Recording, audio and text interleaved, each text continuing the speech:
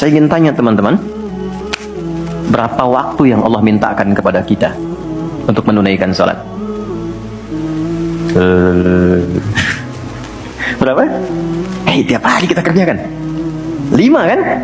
5 kan? Nomor koneksi dengan Allah, masih ingat nomornya? 24434, klik, naik. 2 subuh, 4 duhur, 4 asar, 3 maghrib, 4 isya kan? Ayo bikin status. Ya kan? 5 waktu kan? 5 waktu kan? Kenapa 5 waktu? Salah satunya karena di dalam Quran diisyaratkan orang yang benar salatnya sesuai dengan yang diajarkan Nabi, sesuai yang diisyaratkan Quran, akan mendapatkan 5 kemuliaan dalam hidupnya yang tidak didapatkan oleh orang yang tidak sholat. 5 ini, itu yang coba kita akan keluarkan. Itulah sebabnya kenapa sholat sangat ditekankan, kenapa sholat diwajibkan. Karena Allah mewajibkan kita mendapatkan semua kebahagiaan dan kesuksesan yang kita ingin raih dalam kehidupan. 5 ini. Yuk kita mulai. 1. Izinkan saya memulai dari sini supaya kita punya motivasi untuk menunaikan sholat. Jadi kalau nggak tahu yang 5 ini, cara pandangnya kepada sholat jadi beban. Baru aja sujud, dasar lagi. Baru maghrib, isya lagi. Kan? Nah, ayo isya. Tadi kan udah maghrib. Kan? Pernah merasakan itu? Karena cara pandangnya menilai sholat sebagai beban.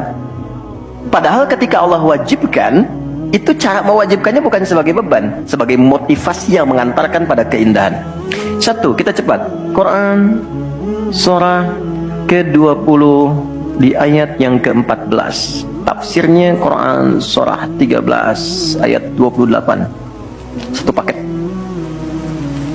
Kita pakai Quran hadis aja ya, biar nggak bisa didebat.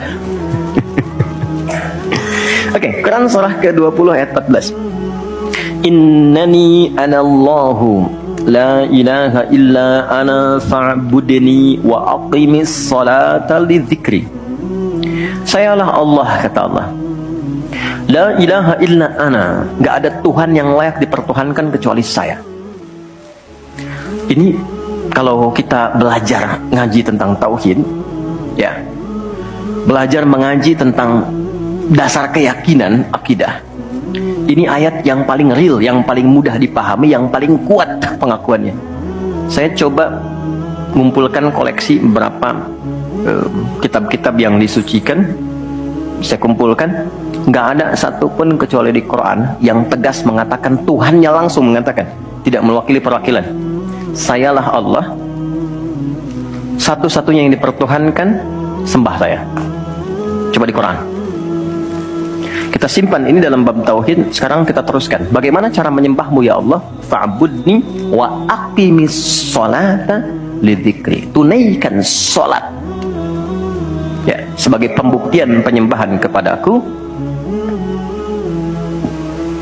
Lidzikri, untuk mengoneksikan dirimu denganku. 1, sholat adalah pembuktian sebagai hamba, pembuktian iman. Pelan-pelan.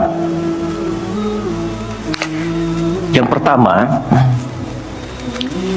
teman-teman sekalian, ketika Allah menerangkan fungsi salat yang pertama untuk membangun konektivitas yang kuat dengan Allah, itu ternyata dasarnya bukan materi, bukan kedudukan, tapi penghambaan. Supaya engkau membuktikan diri engkau itu hambaku, sembahku lewat salat. Jadi kalau ada orang yang mengatakan Tuhanmu siapa? Allah, tapi dia nggak mau sholat, itu kata Nabi belum sempurna kebertuhanannya kepada Allah.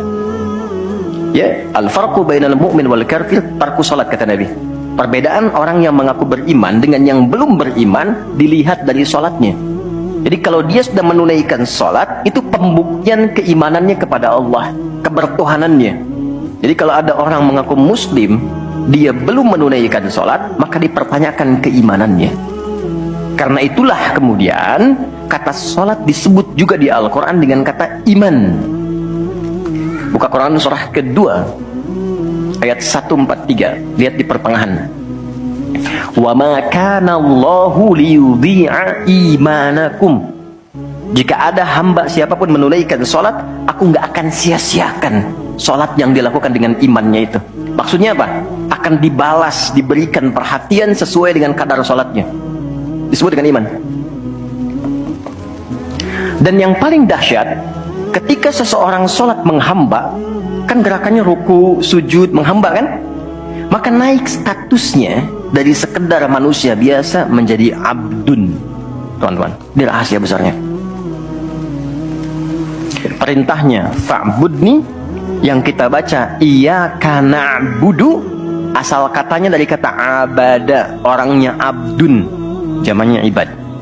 Dan tidak pernah disebutkan dalam Quran kata abdun kecuali untuk mengangkat derajat hamba di hadapan Allah.